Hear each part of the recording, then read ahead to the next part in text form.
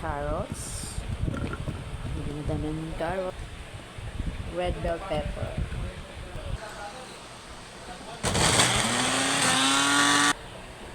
Ayan eh. Ito naman ang ating i-blend. Ang chicken. Chicken breast.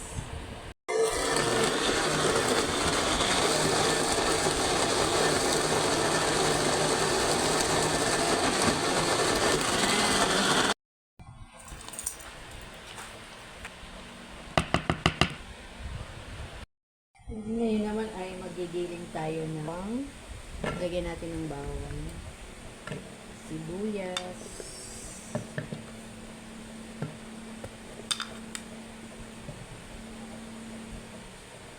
celery. Baling red bell pepper at carrots ay pinagsama ko. So ito na ang ating i-blend. Ayan, ito na po. Ito na po yung aking ginawang chicken. Balik ito po ay giniling ko. So, ito ay 1/2. So, ngayon ilalagyan na natin ang carrots. Ito ay giniling ko din.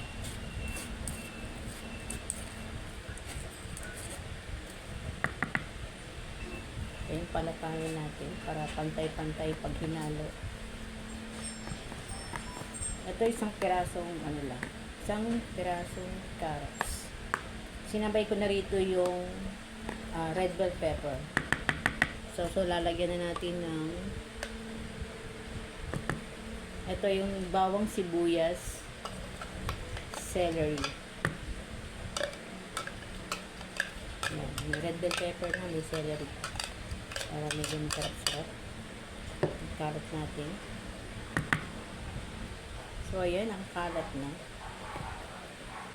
Lagyan natin siya ng ito yung pineapple tidbits. Hiniwa ko lang siya ng maliliit.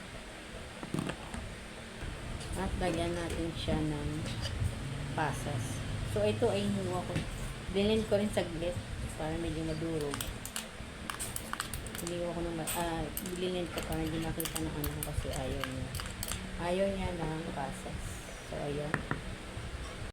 Ayan, magbubukas tayo ng isang halo natin. Ayan, ito na yung spam. Kuha lang tayo dito ng kalahati. So, ayan na. Nahiwa ko na lahat. Hindi ko nilahat ang spam. Kalahati lang. Ayan, may manok pang extra. So, lalagyan na natin siya ng 2 eggs.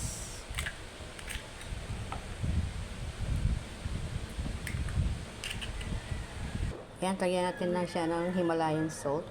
Ayan, lagyan natin siya ng Himalayan salt. Para sarap.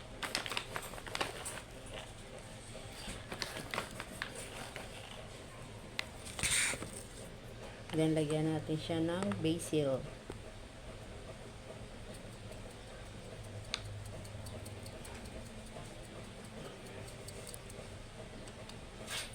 Lagyan natin siya ng paminta. At lagyan natin siya ng beer brand na gatas. Ayan. Kung gusto ko ng mga bata, sigurado ng sustansya. Lagyan natin siya ng asukal. Kahit ang klaseng asukal. Para may pangsin-pangs.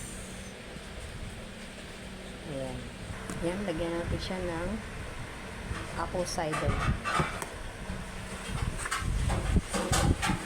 Isang kutsara lang. Nilagyan natin siya ng breadcrumbs.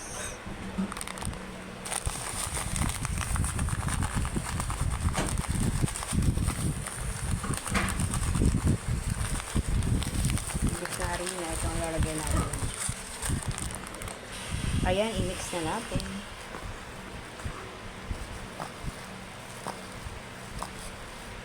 Kamayin natin para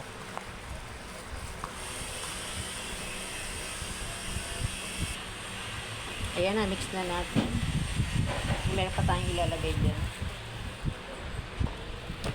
Lagyan natin siya ng cheese.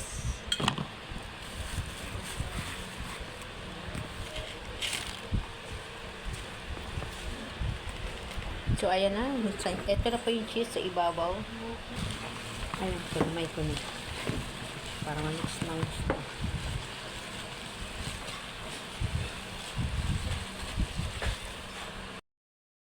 Ayan, ito na po yung aking ginawang labo siya ng plastic para pag nilagay mo sa freezer, hindi siya dikit-dikit. Every layer, meron siyang plastic. Ayan. Pag piprituhin, pwede nyo siyang hati-hatiin. So, ito lalagyan ko pa ito. Ayan.